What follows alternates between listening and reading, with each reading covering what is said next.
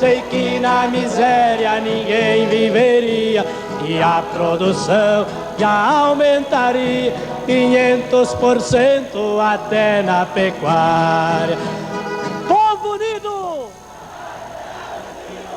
Povo unido! Sou Jaime Calegari e faço parte do movimento dos agricultores sem terra do Sudoeste do Paraná, MASTES. Agora a gente vai procurar mostrar como iniciou a nossa luta pela conquista da terra. O estado do Paraná possui 19.971.000 hectares, com uma população de 7.650.000 habitantes. Destes, 4,5 milhões estão nas cidades e mais de 3.200.000 no meio rural. Isso dá uma média de 38 habitantes por quilômetro quadrado.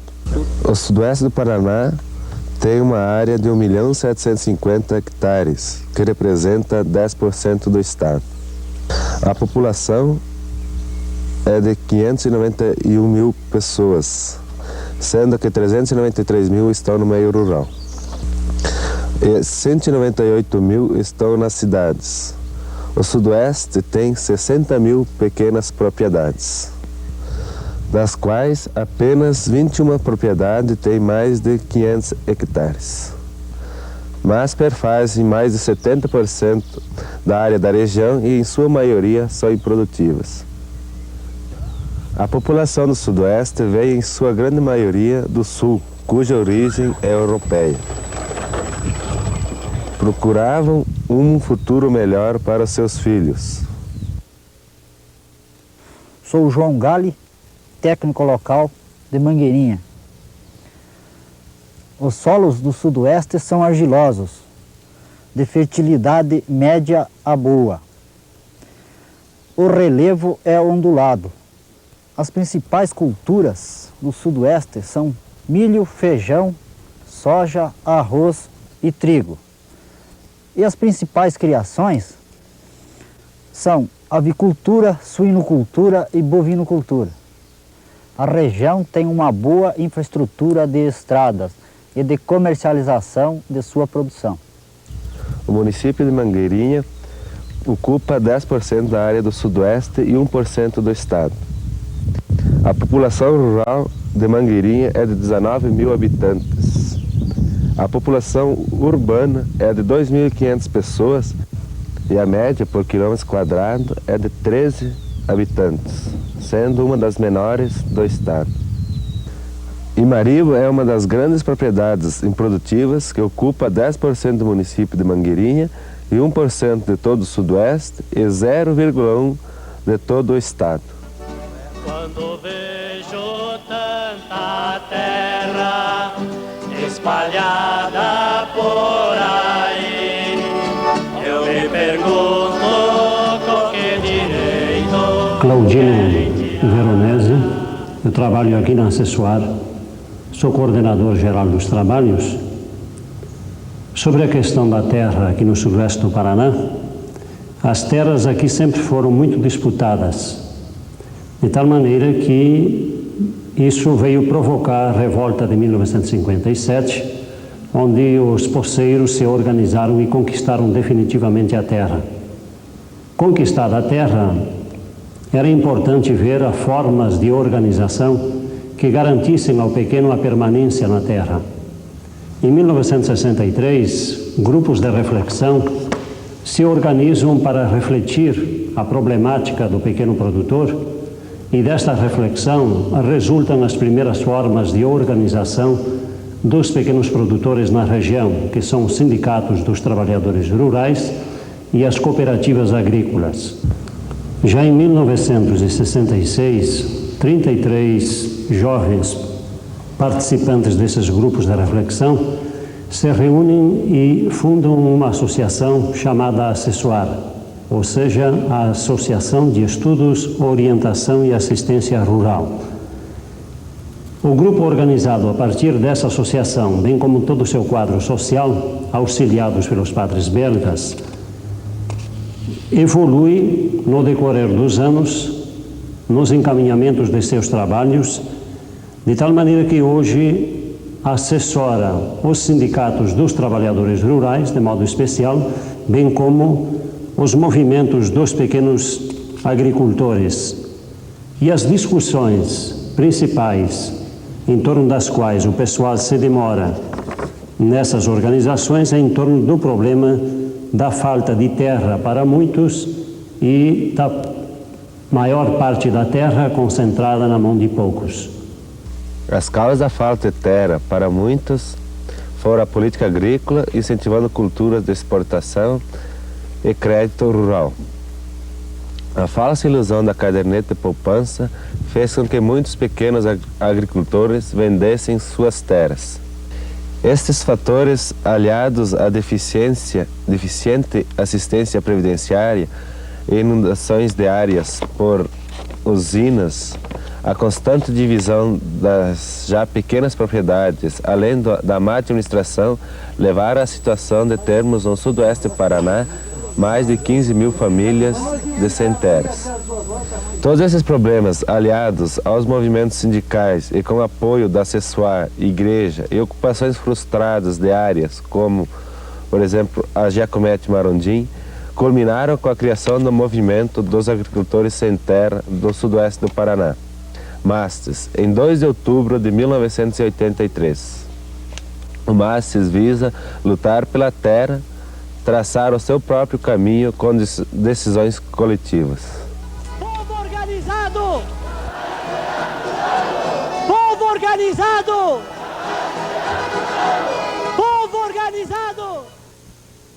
Eu sou Ariolino Alves Moraes, sou membro do MASTES, Movimento dos Agricultores Sem Terra do Sudoeste. As dificuldades que nós enfrentamos são dificuldade financeira, falta de dinheiro. Também outra grande dificuldade é o nosso tempo, os dias de serviço que a gente perde. E a outra dificuldade também é a pressão dos grandes proprietários, que nós dão uma imagem negativa, chamam de comunista, agitadores e até vagabundo. Então essa é uma imagem mais negativa. E também a falta de confiança dos próprios sem terra na gente. Bom, esses problemas eram resolvidos assim, com bastante reflexão, bem como os problemas financeiros. Os sindicatos ajudaram um pouco nós nas passagens.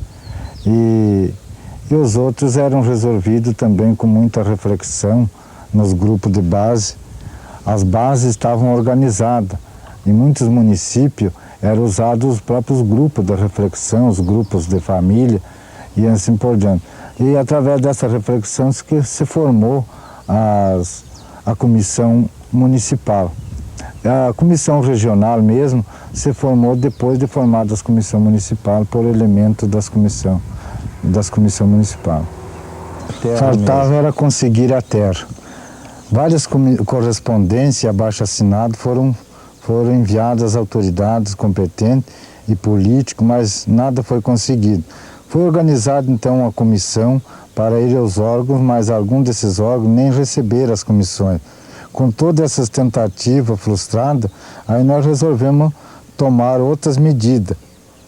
E a principal medida a tomar seria a ocupação, para gerar assim um conflito, pois só assim aí as autoridades tomariam as medidas, algumas atitudes. Para isso, sondemos as áreas que não estivesse cumprindo a função social, como reza o Estatuto da Terra, e em janeiro de 1984 iniciou-se a preparação para a ocupação. Este preparo constava até todas as dificuldades que nós ia enfrentar, inclusive até a possibilidade de morrer. A data prevista para a ocupação de uma área foi definida para o dia 13 de julho de 1984, com 600 famílias originárias, essas famílias dos municípios onde tivesse suas bases organizadas. Porém, houve um vazamento de informação, o que precipitou uma ocupação com apenas 80 famílias, trazendo mulheres e crianças. Aí nós optamos pela madrugada do dia 22 de junho, e a área escolhida foi a da Fazenda de Maribo, em Mangueirinho. Toda gente tem direito de ter terra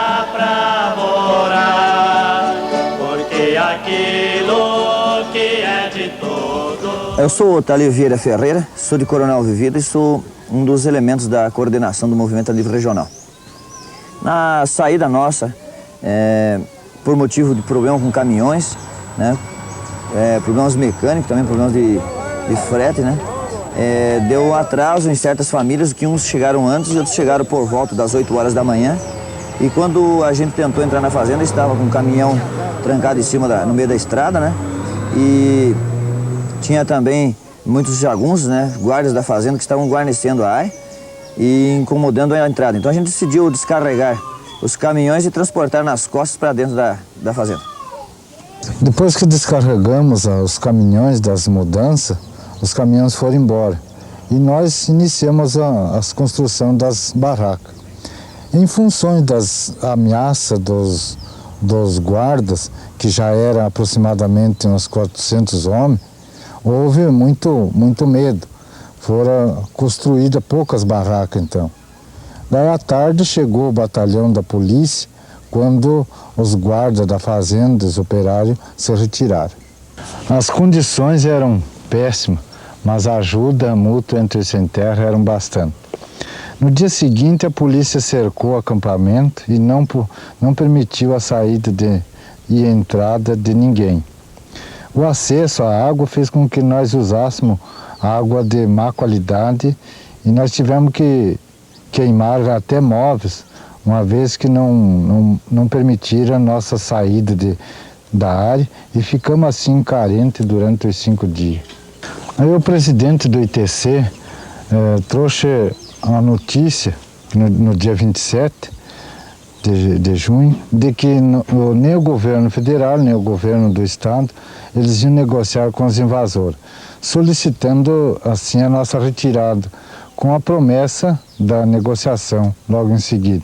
Após uma assembleia entre todos os acampados, decidimos nós acampar numa área próxima, a pertencente ao DR, Igreja e da Viúva Maria Borne, o que foi feito no mesmo dia.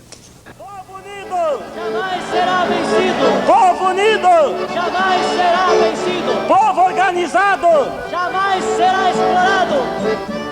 Aí, conforme nós já tínhamos negociado, saímos da Imaribo no dia 27 de junho.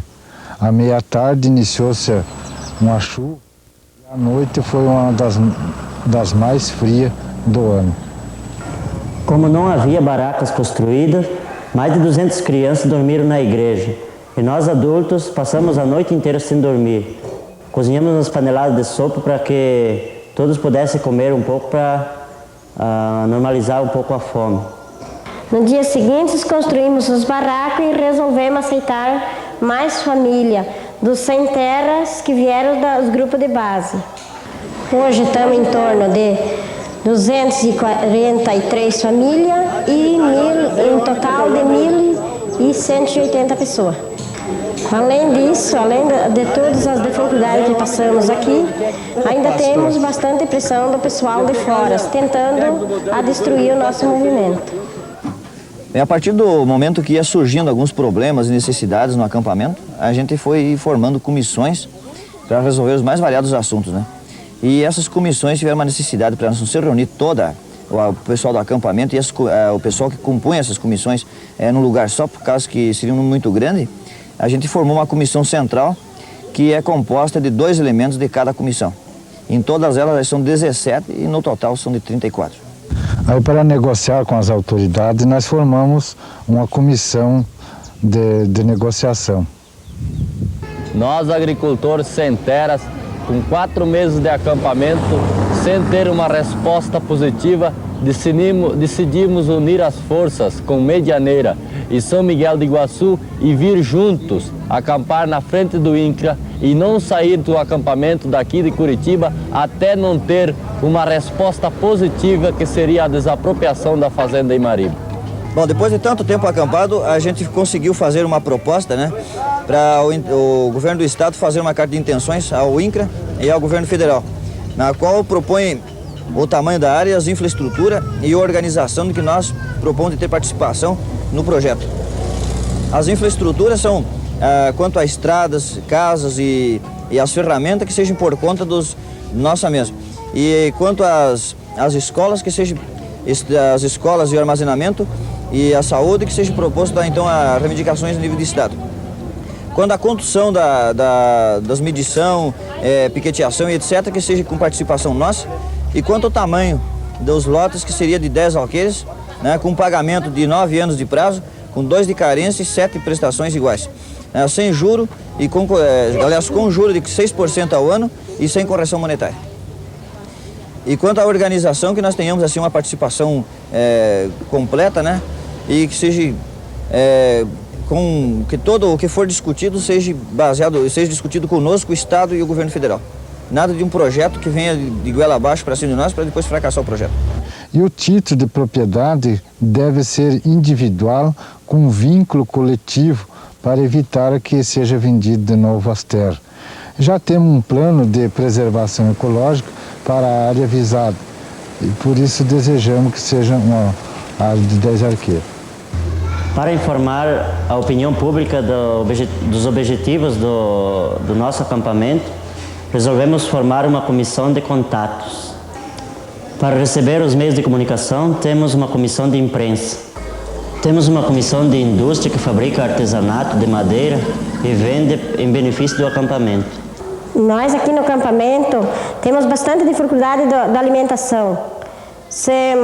Gastamos 660 quilos de alimento por dia, sendo que esses alimentos são distribuídos diariamente pela Comissão da Alimentação.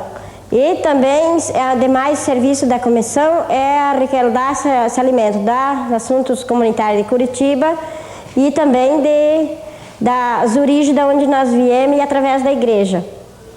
E ainda tendo tudo esse de alimento sendo distribuído, assim mesmo falta a gordura e a carne e o leite. A Comissão de Saúde organiza a vacinação das crianças. Os problemas maiores de saúde aqui do acampamento são respiratórios, rins, ovários, bexiga e resfriados. Quando os problemas são mais graves, é levado ao médico em Mangueirinha e a despesa é paga pela Caixa do acampamento. A limpeza das fontes, a qualidade da água, a abertura de fossas, a limpeza do acampamento, a construção de privadas, bem como a verificação do destino das sobras de alimentação, essa é a função da Comissão de Higiene no acampamento. Tem a Comissão de Segurança, que faz a guarda do acampamento, controla as entradas e saídas, autoriza as visitas ao acampamento, bem como as saídas dos acampados em visita aos parentes, não permite o porte de arma e a caça. Temos uma comissão de empleitada que empleita capina de roça, colheita e roçada de foice para a manutenção do acampamento. Esse dinheiro vai 30% para a Caixa e o resto é para o pessoal que trabalha. Só não pegamos plantio de grama e construção de cerca, porque o plantio de grama e a construção de cerca é geralmente para fazendeiros. As pessoas mais necessitadas do acampamento têm preferência nas empreitadas pequenas. E fica a cargo deles as ferramentas e a comida. E para ajudar na nossa alimentação, temos uma roça coletiva. A Comissão de Lazer tem o objetivo de organizar brincadeiras com as crianças para uma distração com as crianças no acampamento e também fazer uma distração para os adultos, por exemplo, promovendo uma partida de futebol para que houvesse uma maior tranquilidade, não houvesse sempre aquela tensão dentro do acampamento. A missão da rádio escuta do acampamento é sintonizar as emissoras e também ler os jornais para ouvir todas as notícias relacionadas ao acampamento, para que ao fim da tarde fosse feito um relatório a todos os acampados.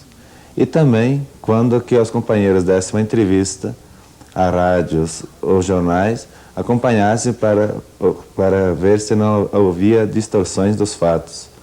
Quando houvesse, essa rádio escuta ia cobrar da rádio ou do jornal a verdadeira versão dos fatos.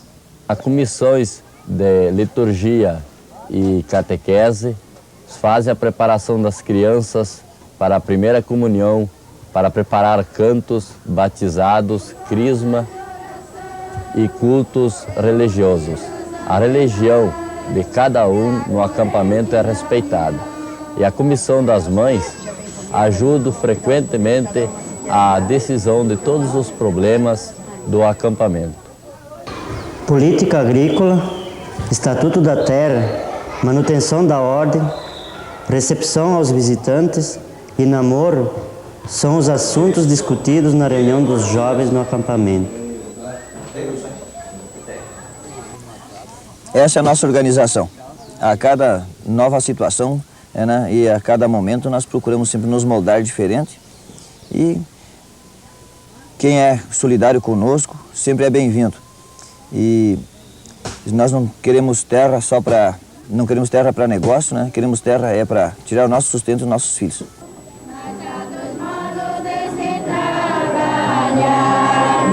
A quem trabalha escravo do dinheiro, a quem procura o mundo melhorar.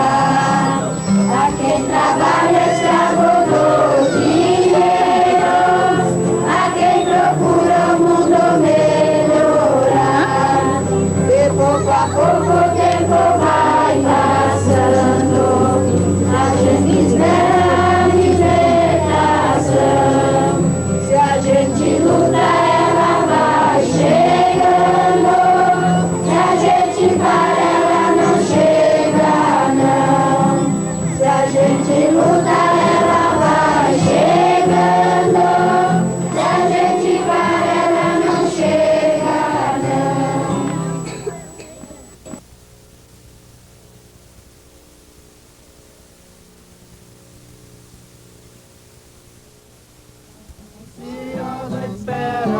Reforma agrária, sabendo que ela dará solução para a situação que está precária. Saiu um projeto no chão brasileiro, em cada roceiro planta sua área. Seguindo a miséria, ninguém viveria e a produção já aumentaria 500% até na pecuária.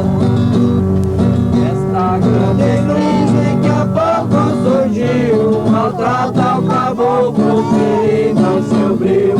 Dentro do país rico é altaneiro, more brasileiro de fome e de frio.